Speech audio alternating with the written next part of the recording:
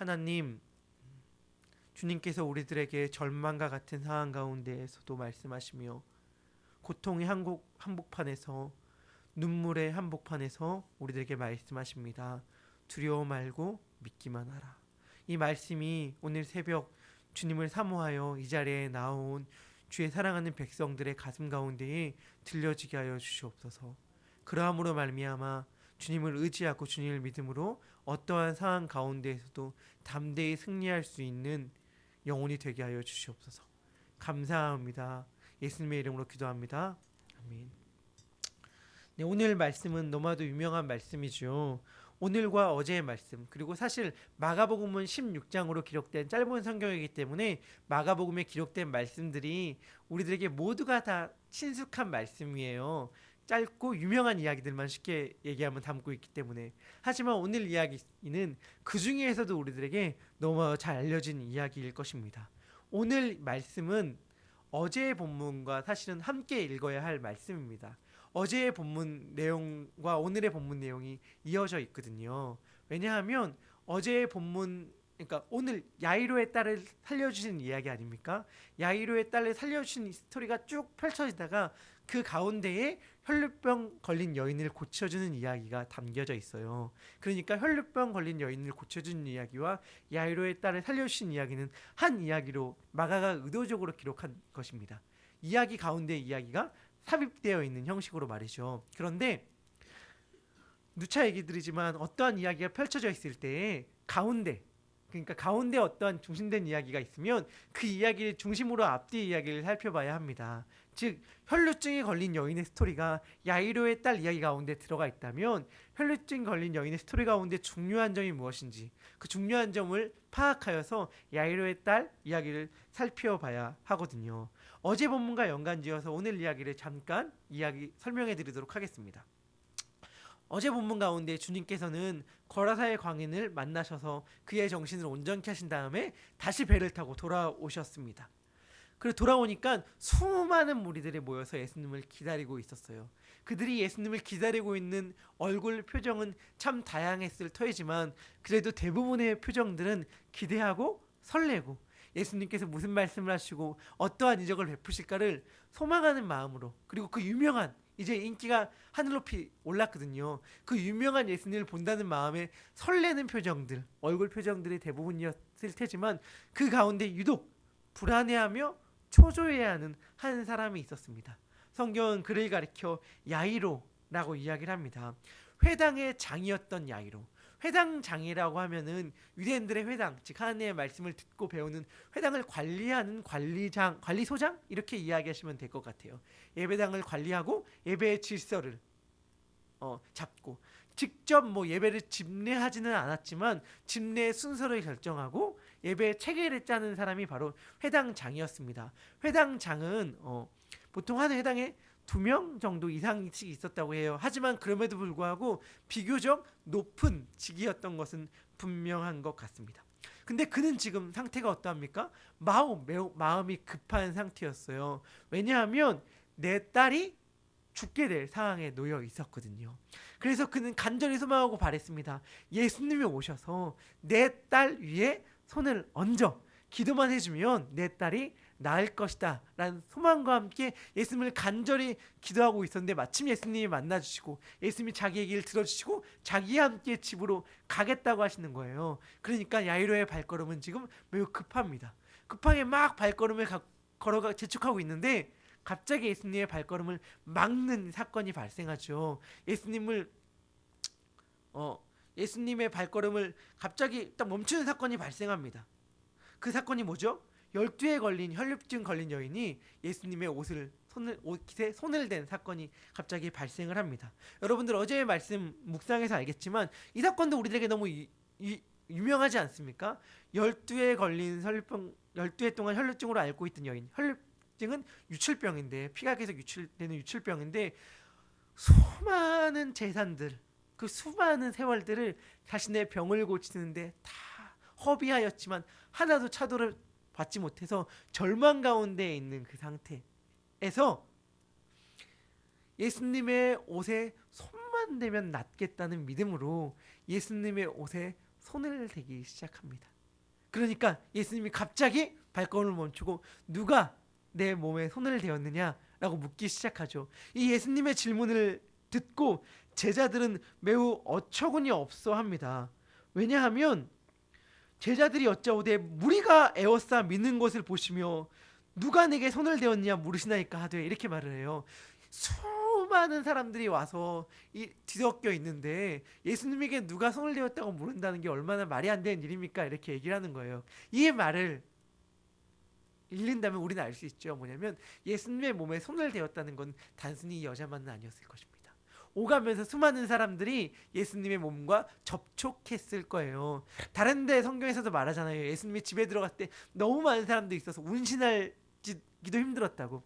즉 예수님은 몸을 부대끼며 살았기 때문에 사실 예수님과 사람들이 접촉하는 것은 그렇게 드문 일은 아니었습니다. 그러니까 제자들은 황당해서 묻지요. 근데 예수님께서는 단순히 나와 물리적으로 뭔가 몸이 맞댄 것을 뭔가 몸이 맞댄 게 아니라는 것을 이야기해 주셨습니다. 그러니까 여인이 두려워 떨며 나오며 자기의 사정을 다 이야기하지요. 그러니까 예수님께서 뭐라고 말씀하십니까? 내 믿음이 너를 구원하였다. 평안히 가라. 병에서 놓여 잘 건강할지어다. 이렇게 말씀하셔요. 그러므로 말미암아 여인이 예수님의 옷깃에 손을 댄 행위가 여인을 낫게 한 것이 아니라 여인의 믿음이 여인을 낫게 하였다는 것을 여인에게도 알게 하여 주시고 많은 사람에게도 알게 하여 주시고 야이로에게도 알게 하여 주신 것이죠. 그러니까 야이로의 사건 가운데 예수님께서 혈루증 걸린 사건을 일으키신 까닭은 무엇이냐면 그 여인을 위함이지만 물론 또 그 옆에서 보고 있는 야이로에게 메시지를 던지고 있는 거예요. 믿어라. 믿음은 이러한 놀라운 일을 일으킨다 라는 것을 보여주고 있는 것이죠. 이 사건을 보고 있는 야이로의 마음은 사실 두 가지 마음이 들었을 것입니다. 첫 번째 마음은 뭘까요? 너무 급한데 사실은 이 여인은 12회 동안 혈루증을 앓았다고 하지만 하루 정도 더 지난다고 해서 무엇가 달라지겠는가? 내일 고쳐도 될 이 여인. 근데 내 딸은 지금 당장 죽게 생겼는데 왜 예수님의 발걸음은 이 여인 때문에 멈춰져야 하는가? 라고 하는 불만들과 짜증 섞인 조급함이 아마 야이로의 마음 가운데 있었을 것입니다. 또 다른 마음 한켠에 뭐가 있었을까요? 기대와 소망이 있었겠죠. 왜냐하면 아무도 못 고친다고 말하는 여인의 고백을 통해 봤을 때 12회 동안 수많은 재산을 다 탕진하고 수많은 의원을 만나봤지만 아무도 못 고쳤다고 말하는 여인이 옷에 손만 딱 대니까 여인의 병이 낫는 거예요. 이걸 보면서 우리 딸도 나을 수 있겠구나. 근데 조건이 있었어요. 야이로의 마음 가운데. 어떤 조건이냐면 예수님이 와서 그 몸에 손을 딸아이에 얹고 기도한다면 그 소망과 조급함으로 야이로의 발걸음은 더욱더 재촉되었을 것입니다. 그래서 막 걸어가고 있는데 갑자기 사람이 야이로에게 찾아옵니다. 그 집에서 나온 사람이 찾아옵니다. 그래서 뭐라고 얘기하냐면 어찌하여 선생을 더 괴롭게 하나이까? 당신의 딸이 죽었나이다. 이렇게 얘기를 합니다. 저는 이렇게 큐티책을 읽어보면서 이렇게 묵상을 하다가 이렇게 했어요. 이렇게 성경 말씀에 보면 이렇게 나와 있잖아요. 뭐라고 되어 있냐면 회당장의 집에서 사람이 와서 회당장에게 이르되 당신의 딸이 죽었나이다. 어찌하여 선생을 더 괴롭게 하나이까? 그러니까 예수님께서 말씀하시죠. 예수께서 그 하는 말을 곁에서 들으시고 회당장에게 이르시되 두려워하지 말고 믿기만 하라 하시고 이렇게 말씀하시잖아요. 근데 저는 당신의 딸이 죽었나이다 이렇게 하고 괄호를 열고요 36절 마지막까지 쭉 한 다음에 괄호를 닫았어요. 왜냐하면 저에게는 이 말씀 묵상하면서 느꼈던 생각은 뭐냐면 이 말이 안 들린다 였어요. 안 들린다. 이 말이 들렸을까요? 야이로에게? 당신의 딸이 죽었나이다. 그 뒤로부터 그 뒤에 말은 안 들리는 거예요.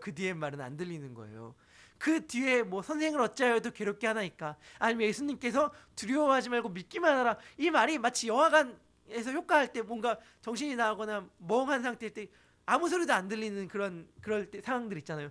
그렇지 않았을까라는 생각을 하게 돼요. 당신의 딸이 죽었나이다. 이 말 다음에 무슨 말이 그에게 더 이상 의미가 있겠습니까? 무슨 말이 그에게 더 이상 그의 마음 가운데 와 닿겠습니까? 어디 제정신이었을까요, 야이로가? 그러니까 죽었잖아요, 이미. 그러니까 무언가 소망이 있을 때와는 완전히 다른 상황인 거예요. 왜냐하면 죽었으니까. 그러니까 이게 야이로의 마음 가운데 갑자기 한 줄기 뭔가 붙잡고 있던 줄이 갑자기 끊어진 거예요. 이제 발걸음이 예전에는 빨리 가야지 했는데 빨리 갈 필요가 없어지는 것이지. 그냥 안 가도 됩니다. 그냥 그 자리에서 그냥 멈추게 되는 거예요. 멈추게. 근데 저는 오늘 본문을 읽으면서 그런 생각을 하게 되었습니다. 믿음이라는 게 언제 필요한 것인가? 믿음이라는 것은 언제 필요할까요? 그러니까 우리가 흔히 타이밍이라고 얘기를 합니다. 시기라고 얘기를 하죠. 모든 일은 시기가 있고 때가 있어요. 이 일이 됐다고 하더라도 시기가 지나면 소용없는 일들이 우리들에겐 얼마나 많이 있습니까? 얼마나 많이요. 그러니까 우리들은 어떤 일이 되려면 시기가 중요하고 타이밍이 중요한데 이제는 야이로에겐 쉽게 말하면 타이밍이 끝나는 거예요. 소용이 없는 겁니다. 이제는 무슨 소용이 있겠습니까? 그런데 예수님은 그러한 야이로를 향해서 이렇게 말씀하십니다. 두려워 말고 믿기만 해라. 이게 들릴까요? 뭘 믿으란 말입니까? 그러니까 야이로에게 예수님이 하시는 말씀이 어떤 의미가 있을까요? 뭘 믿으란 말일까 따지지도 못할 거예요. 안 들리니까. 예수님의 말씀이 안 들리니까. 뭘 믿으란 말입니까? 근데 이 야이로와 같은 마음이 사실은 야이로에게만 있는 것이 아니라 우리 모두에게 찾아올 때들이 있잖아요. 우리 모두가 간절히 주님을 기다릴 때들이 있지 않았습니까? 그러니까 저도 그렇고요. 제 주변에 있는 많은 믿음의 사람들을 봤을 때 그런 얘기들을 너무나도 많이 들어요. 너무나도 많이. 뭐냐면 무언가 결정을 해야 되는 거예요. 무언가 이 결단이 필요하고 아니면 주님의 도우심이 너무 간절히 필요하고 우리 그런 얘기들 많이 있잖아요. 주님의 도우심이 너무 간절히 필요해서 간절히 기도했는데 정말 예측하지도 못하고 예상하지도 못했던 일들이 갑자기 저쪽에서 일어나서 해결되는 경우들. 우리 그 얘기를 들으면서 와 하나님은 살아계시다 하지만 그런 이야기들이 우리 가운데 계속 들려지고 우리 마음 가운데 인상 깊은 이유가 뭡니까? 드무니까. 사실은 저도 마찬가지고요. 대다수의 경우에 주님 간절히 기도합니다. 꼭 들어주세요 하면서 기도했던 것들이 응답되지 않고 그냥 흘러가서요. 아 끝났네. 안 들어줬네. 라고 하는 경우들이 우리들에게 얼마나 많이 있습니까? 얼마나 많이요. 그러니까 야이로에겐 지금 딱 그러한 상황 가운데 있는 것입니다.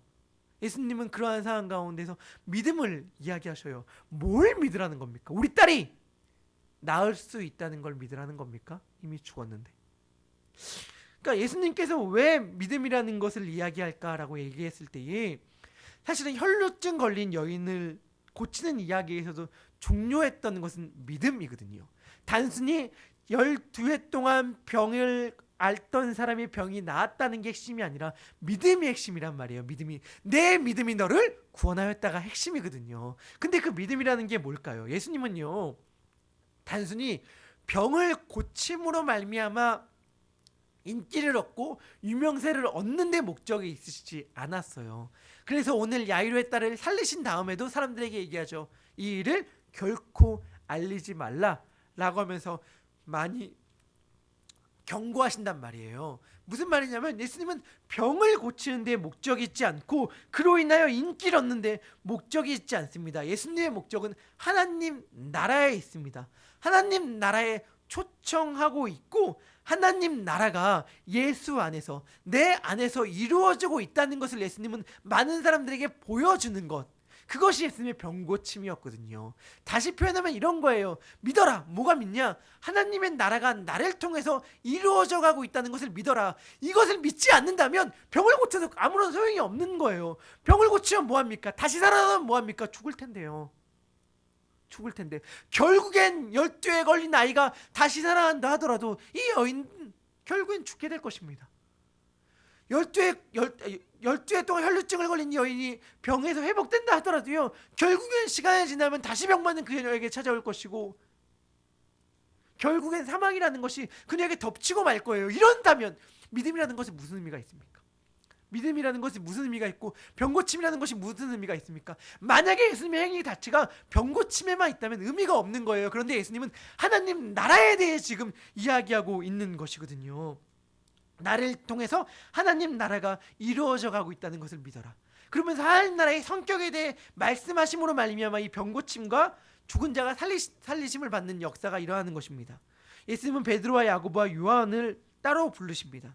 이들은 제자 가운데서 특별히 두세 증인으로 부름을 받은 자들이죠. 이들은 변화산상에서 예수님이 변모하시는 과정이나 예수님의 겟세마네 기도나 아니면 야이로의 딸을 고치는 이 과정 가운데서 특별히 두세 증인으로 부름을 받은 자들입니다.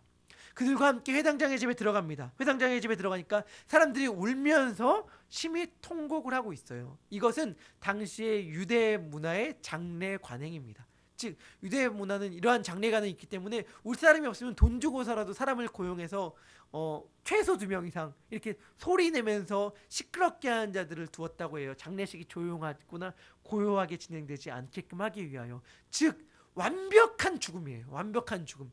이미 여인은 죽었습니다. 그것은 논의할 여지가 없는 일이에요. 근데 예수님은 그 여인을 향해서 그 자리 가운데서 이렇게 얘기를 하죠. 너희가 어찌하여 떠들며 우느냐? 이 아이가 죽은 것이 아니라 잔다. 잔다. 그러니까 사람들이 비웃습니다. 왜 비웃죠? 예수님은 지금 왔으니까. 지금 온 사람이 뭘 압니까? 이미 그들은 모든 죽음의 과정을 지켜봤고 죽음을 확인했고 그렇기 때문에 장례 절차를 진행하고 있는데 지금 막 문을 열고 이 집에 들어온 사람이 뭘 안다고 이 여인이 죽은 것이 아니라 잔다라고 말씀을 하는 것입니까? 뭘 안다고.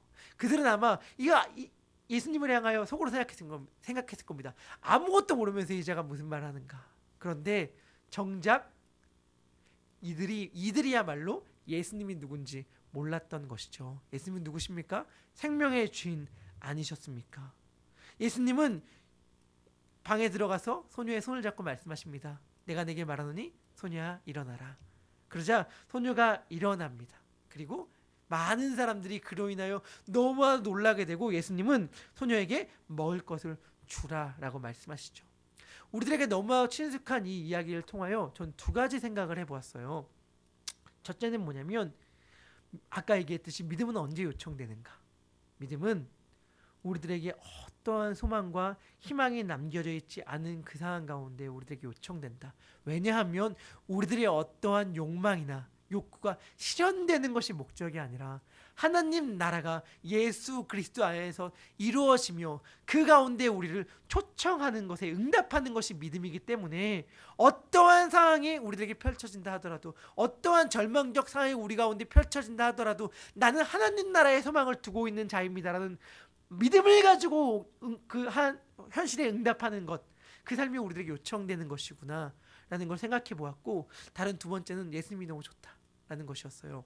여러분, 혈루증 걸린 여인과 이 살아난 이 소녀 가운데 공통된 특징이 있습니다. 그것은 무엇이냐면 당시의 유대사회 가운데 부정한 것으로 여겨졌다는 거예요. 레위기 15장을 보면 유출병 걸린 자는 부정한 자입니다. 이 여인은 그렇기 때문에 단순히 아픔의 고통을 넘어서는 고통이 있던 것입니다. 뭐죠? 사람들로 말미암아 사람들의 시선, 자기를 부정한 자라고 보고 더러운 자라고 보는 사람들의 시선이 이 여인을 더 힘들게 만들었을 것입니다. 아마 이 여인은 수없이 많이 들었을 거예요. 하나님께 저주를 받은 자이니 병을 못 고치지. 아무리 네 재산을, 아무리 억만금을 줘봐라, 아무리 뛰어난 의사를 만나봐라, 네 병을 고칠 수 있냐? 너 병은 못 고쳐. 왜? 저주받은 거니까. 이러한 소리와 시선을 얼마나 많이 받아왔겠습니까? 그러니 여인의 마음이 너무나도 슬펐을 거예요. 모든 사람들이 더럽다고 말하는 이 여인과 예수님은 만났어요. 접촉하였습니다. 이 12살 난 이 소녀는 어떻죠? 죽은 자 아닙니까? 쉽게 말하면 시체예요. 시체도 마찬가지로 구약에 보면 부정한 자라고 여겨졌습니다. 그렇기 때문에 이 사람들이 시체를 가까이 하면 정결의식을 따로 치러야 할 정도로 가까이 하면 안 됐고요. 심지어 제사장은 부모의 송장이라 하더라도 가까이 하면 안 될 정도로 시체는 부정한 것으로 여겨졌어요. 그런데 예수님은 이 시체를 향하여 손을 잡았다니까요. 손을. 그러니까 예수님은 누구신가? 라고 생각해 봤을 때 예수님은 생명의 주인이시죠. 그리고 우리가 마가복음 4장에서부터 읽어보면 알겠지만 예수님은 풍랑을 잠잠케 하시는 분 아닙니까? 거라사의 광인을 귀신을 내쫓는 분 아닙니까? 병을 고치는 자 아닙니까? 생명을 주는 자 아닙니까? 이 놀라운 능력의 예수님이 어떠한 분이라는 겁니까? 사람들이 다 싫어하고 다 꺼려하는 자들에게 다가가 손 내미시라는 분이라는 거예요. 근데 이 12해 동안 병 앓았던 이 여인과 죽었던 12살 난 이 소년만 그렇습니까? 아니잖아요. 아니잖아요. 우리가 누굽니까? 우리가 사실은 부정하고 더러운 자, 죄와 허물로 말미암아 병 걸리고 죽었던 시체인 자가 바로 우리들 아닙니까? 그런데 예수님께서 우리들 가운데 찾아오심으로 말미암아 우리들에게 손잡아 주시고 일어나라 말씀하여 주시고 내 병에서 놓여 건강하라 말씀하여 주시고 내 믿음이 너를 구원하였다 말씀하여 주셨기 때문에 우리가 지금 이 자리에 나와서 예배 드릴 수 있는 거잖아요. 그러니까 예수님이 너무 좋다. 사실은 우리라는 것은 우리들의 본 모습을 누군가가 안다면 다 꺼려할 자들이잖아요. 다 꺼려. 제가 오늘 아침에 새벽 예배를 오면서 그러한 생각을 해보았습니다. 내 모습, 누구에게도 들키기 싫은 내 모습이 있고 누군가 이러한 내 모습을 안다면 그 사람이 나를 어떻게 대할까라고 생각되는 예측들을 펼쳐봤을 때 그런 사람, 그 사람들이 내 모습을 몰라서 정말 다행이다 라는 생각을 하다가 갑자기 이런 생각이 들었어요. 하나님은 다 아시는데 하나님은 다 아시는데 하나님은 다 아시면서도 품어주시는 게 은혜잖아요. 무슨 말이냐면 12해 동안 혈루증을 앓는 것처럼 부정한 그 여인, 시체와 같았던 자, 죄와 사망으로 말미암아 죽었던 우리를 향하여 주님은 찾아오시면서 말씀하셔요. 나와 함께하자. 하나님 나라를 내 안에서 이루어가자.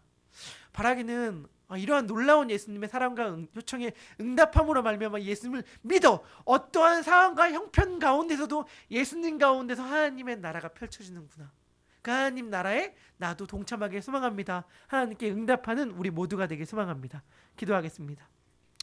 주님은 12해 동안 혈루증으로 말미암아 고통받던 여인을 고쳐주셨습니다. 그리고 죽었던 그러므로 말미암아 장례 절차가 진행되던 12살 난 소녀도 살리셨습니다. 그 은혜가 우리들에게도 임합니다. 죄로 말미암아 사망으로 말미암아 병들고 죽었던 우리들에게 주님은 찾아오셔서 말씀하십니다. 일어나라. 그리고 말씀하여 주십니다. 먹을 것을 먹어라. 이 놀라운 사랑의 음성이 우리들 모두의 가슴에 깊이 쥐어들기 소망합니다. 그러므로 말미암아 주님 이제는 현실과 환경에 좌우되지 않겠습니다. 모든 상황과 현실이 절망적인 순간이라 하더라도 주님을 향한 믿음을 포기하지 않겠습니다. 그러므로 말미암아 주님 가운데서 펼쳐져 나가는 하나님의 나라를 바라보겠습니다. 라고 고백하는 우리 모두가 되게 하여 주시옵소서. 주님께서 그렇게 우리들의 삶을 이끌 줄 믿고 감사드리며 이 모든 말씀을 살아계신 우리 구주 예수 그리스도의 이름으로 기도드립니다. 아멘. 하늘에 계신 우리 아버지여